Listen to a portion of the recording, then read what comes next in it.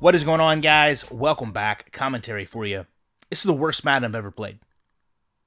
If this game gets anything more than a 1.5 user score, I will be shocked.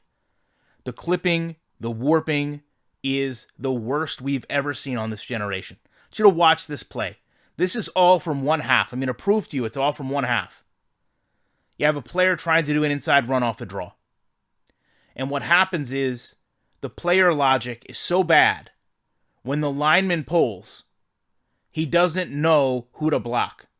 So what's going to happen? Number 67 comes off the line, goes through this gap, and stops. And every Madden player has been in this position, where he should just go block someone. But instead, he blocks you from running through the hole in the line. Now the game is just searching for animations. And this year, worse than I believe we've seen in a long time, if not ever, it's just players going through each other.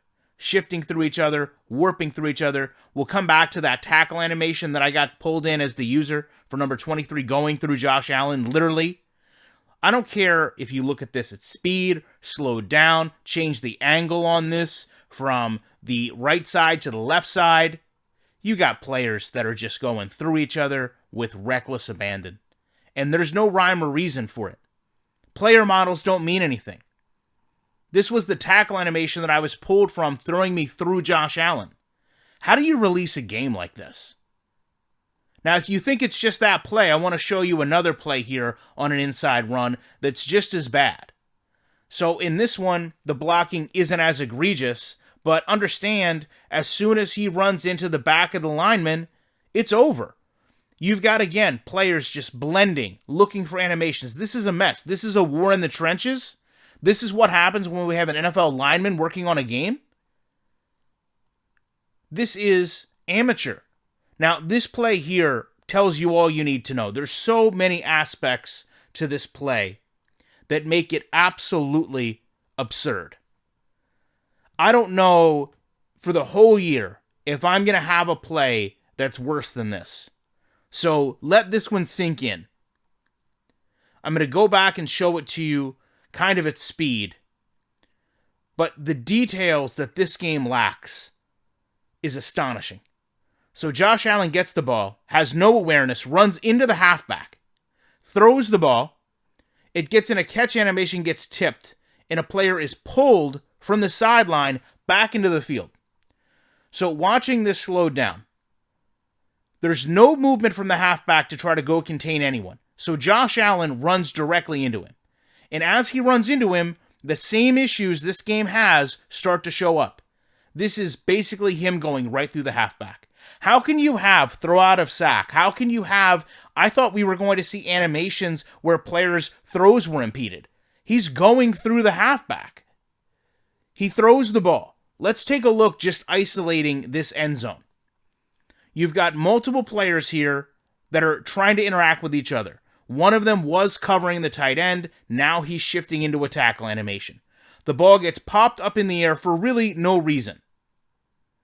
But as you can see, the tight end going out of bounds is going to have an animation register where he goes through them to get back into the playing field. Now worse, I change off to do a user tackle number 58. And again, just like before, instead of being thrown through Josh Allen, I'm just thrown off the screen.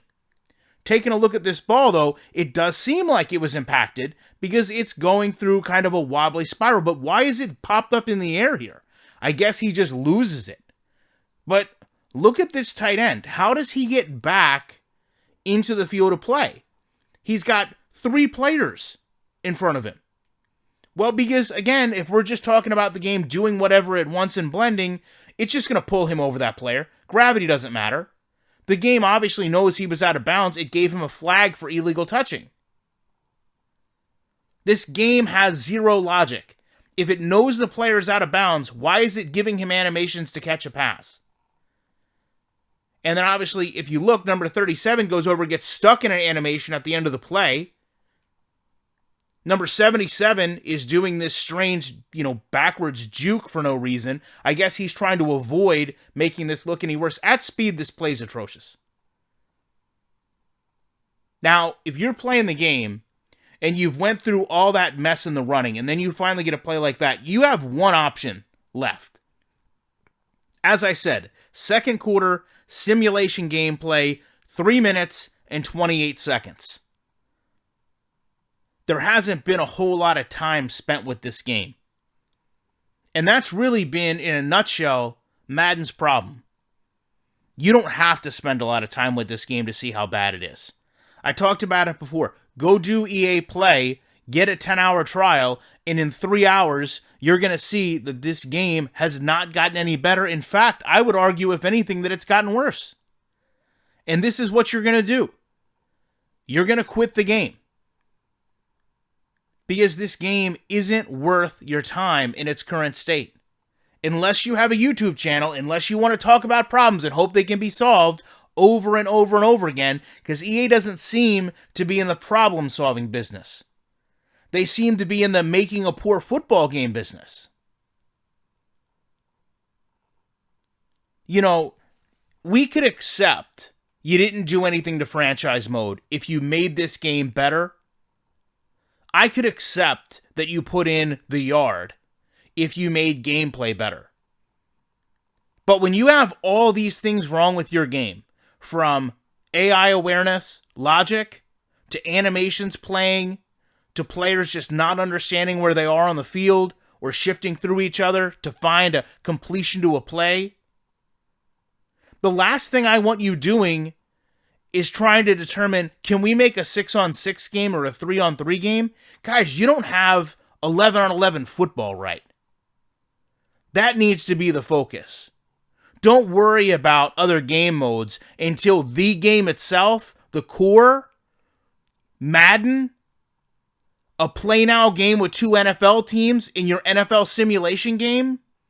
Until you have that right, don't worry about anything else.